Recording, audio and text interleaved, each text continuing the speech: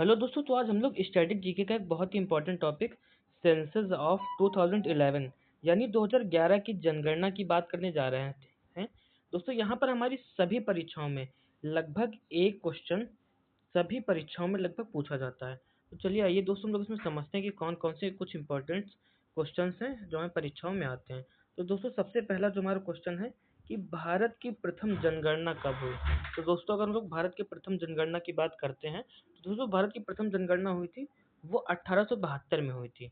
और दोस्तों, ये मेयो के द्वारा कराई गई थी, जो उस समय ब्रिटिश अधिकारी थे, और इन्होंने मेयो ने ही जो है पहली जनगणना कराई थी।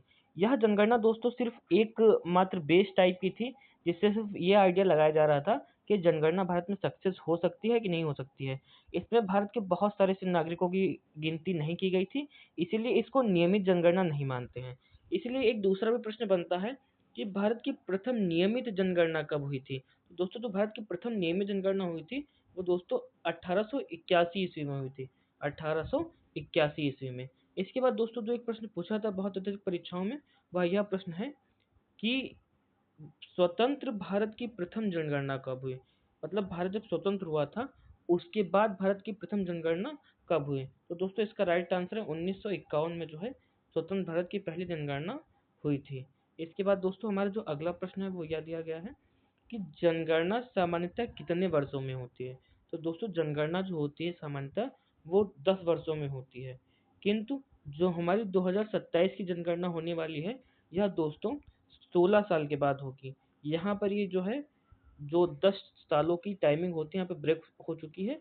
इसकी पहले जो पहली बार जनगणना हुई थी वो दोस्तों लगभग 9 सालों में हुई थी, और ये जो दूसरी बार दोस्तों जनगणना ब्रेक हो रही है 10 सालों वाला रूल, ये लगभग 16 साल के बाद होगी। और जो दोस्तों ये हमारी 2027 की जनगणना होगी यह भारत के 16वीं अक्टूबर और सितंबर में जो 2027 में स्टार्ट की जाएगी। इसके बाद दोस्तों, जो हमारा अगला क्वेश्चन है वो यह दिया गया है कि जनगणना 2011 भारत के किस क्रमांक की जनगणना थी। तो दोस्तों, जो भारत में 2011 में जनगणना हुई थी ये 15वें नंबर की जनगणना थी, 15वें नंबर की। तो दोस्तों, ये बहुत इंपॉर्टेंट क्वेश्चन है, परीक्षाओं में लगभग पूछे जाते हैं। इसके अलावा कुछ और थोड़े से प्रश्न हैं, चलिए हम लोग वो भी देख लेते हैं। जो हमारा अगला क्वेश्चन है कि जनगणना 2011 स्वतंत्र भारत के किस क्रमांक की जनगणना थी। तो दोस्तों, अभी एक प्रश्न पहले था कि 2011 की जनगणना कौन से नंबर की जनगणना थी, तब दोस्तों हमारा आंसर था 15वें नंबर की जनगणना थी। मगर हमसे यहाँ पर प्रश्न यह पूछा जा रहा है कि जो 2011 की जनगणना थी वह स्वतंत्र भारत के किस नंबर की जनगणना थी। दोस्तों, इसका राइट ऑप्शन है 7वें नंबर की, 7वें नंबर की वो जनगणना थी। इसके बाद जो हमारा अगला क्वेश्चन है वो यह दिया गया है कि जनगणना 2011 के आयुक्त कौन थे, मतलब यह किसकी देखरेख में कराई गई थी। तो इसका दोस्तों राइट आंसर है सी चंद्रमौली। सी चंद्रमौली की देखरेख में जनगणना कराई गई थी। इसके बाद जो हमारा अगला प्रश्न है वो यह दिया गया है कि जनगणना 2011 का नारा क्या था। तो दोस्तों, इसका नारा था हमारी जनगणना हमारा भविष्य।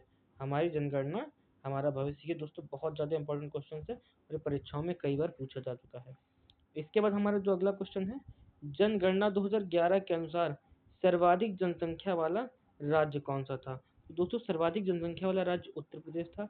अगर हम लोग इसके बाद दूसरे राज्य की बात करें तो इसके बाद जो हमारा दूसरा राज्य आता है वो है महाराष्ट्र। दोस्तों, 2011 की जनगणना के अनुसार सर्वाधिक जनसंख्या वाला दूसरा राज्य महाराष्ट्र है।